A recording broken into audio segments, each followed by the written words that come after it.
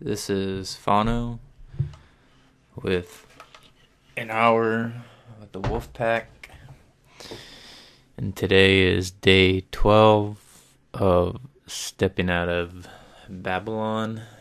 Today's date is February 2nd, 2016, and today I just did the usual diet.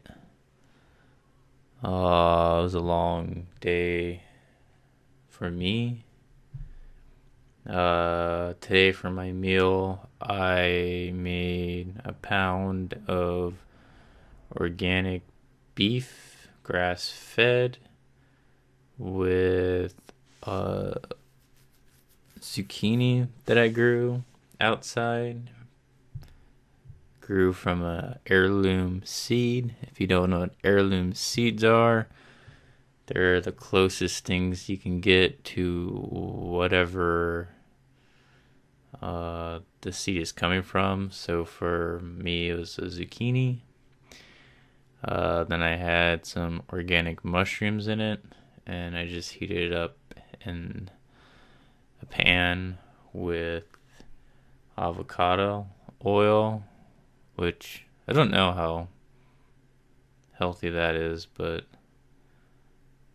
I guess you can heat it. I mean, I normally use coconut oil, organic, but and I decided to try this avocado oil out that's supposed to be like non-GMO, but that doesn't really mean too much. So I ate half of it in one sitting, and I drank a bunch of water, and I took a nap, and then I ate the other half, and then drank more water, and then that was pretty much it.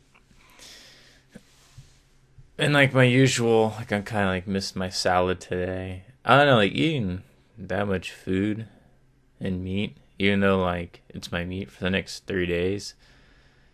I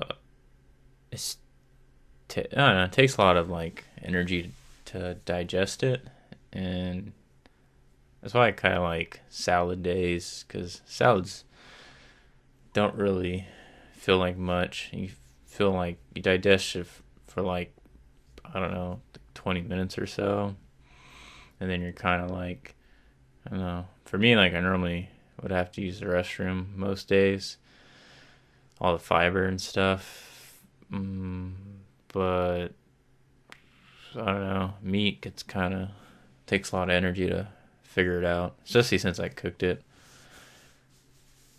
pretty much a lot in the pan. But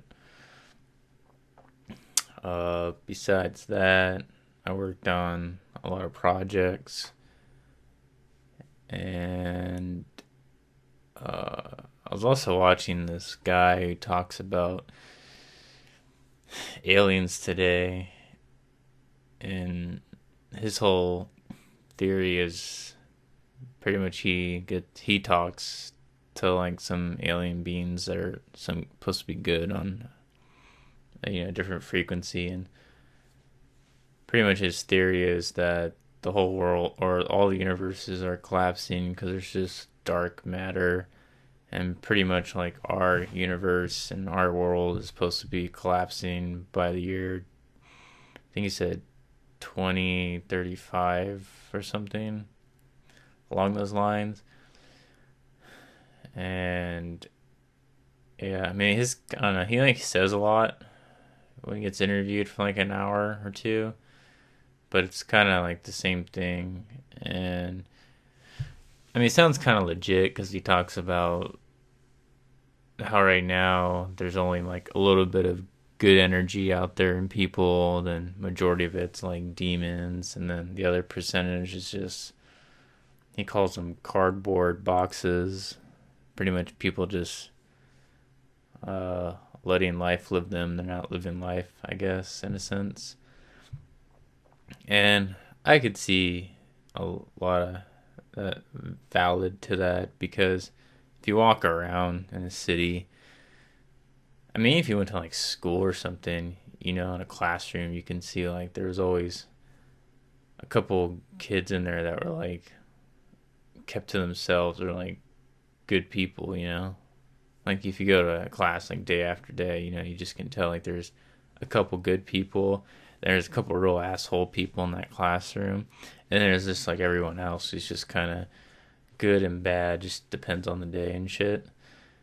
Uh, so, I mean, he might have just based what he's saying off of that, because that's kind of like relevant to a workplace, or if you're just walking around, it's all probability. You might run into like 100 good people in one day, and the next day you run into like 100 bad people, but it's just the equation of probability.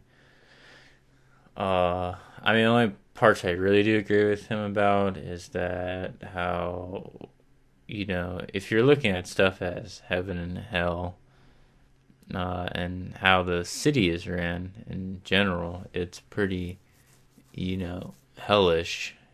I mean, if you can think there was like a choice between if it's godly or devilish, it could easily be like in a godly manner, and there could be tons and tons of good stuff happening all the time. But I think the more and more you look at it, it's a lot of bad things happening as far as like GMO food, water being polluted, the air is being polluted, people's minds are being polluted, technology is polluting people, and there's a lot of alternative routes that can help and fix people.